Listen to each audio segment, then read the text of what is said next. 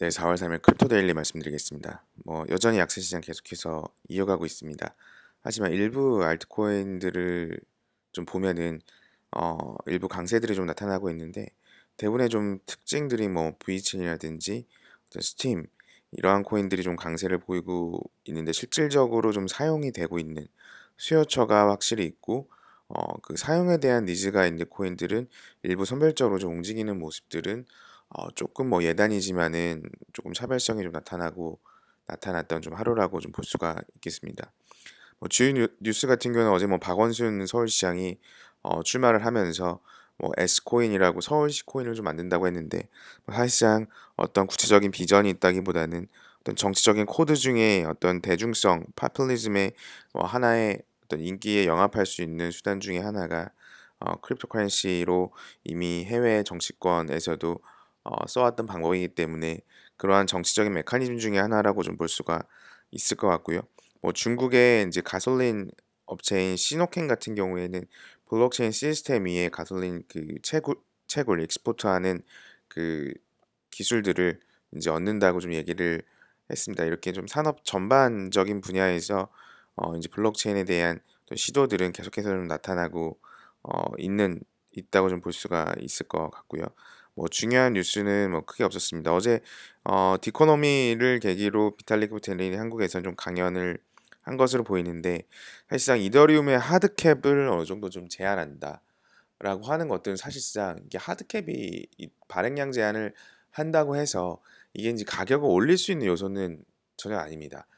지난번에 말씀드렸다시피 이제는 어떤 규제가 풀린다든지 어떤 그 옥죄했던 자금 흐름을 터준다고 해서 이 크립토커런시 시장이 급반등하거나 상승세로 돌아서기는 어렵습니다. 그건 예전의 공식이고요.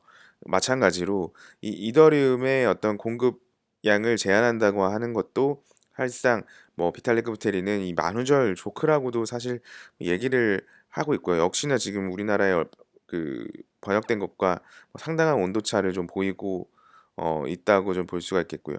비탈리크 부테린도 커뮤니티가 대부분 원한다면은 고려는 하고 있지만은 taking seriously하게 받아들이는 거는 만우절 조크에 불과하다라고 좀 얘기를 하고 있습니다. 그리고 어, 다시 한번 말씀드리지만은 발행량 제한이 이 크립토커런시 시장을 돌릴 수 있는 가격적으로 돌릴 수 있는 요소는 아니다라고 말씀드리는 것들이 결국에는 우리의 실생활에서 이 크립토커런시를 반드시 사용해야 되고 소비되어야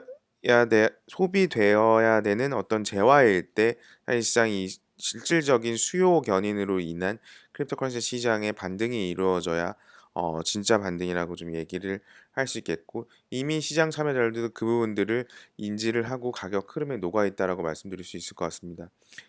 이를 주식시장에 좀 대입을 해서 미국의 최근 주식 흐름들도 그 하이테크주라고 불렸던 아마존, 페이스북, 테슬라, 엔비디아 이러한 종목들이 급락세를 겪고 있는 모습들도 사실상 테슬라가 한 주에 2,500대의 모델 S 보급형 전기차를 만든다고 시장은 예상을 했는데 2,000대밖에 사실 양산을 못한다는 것 때문에 시장이 계속해서 어, 하락세를 유도를 하고 있거든요.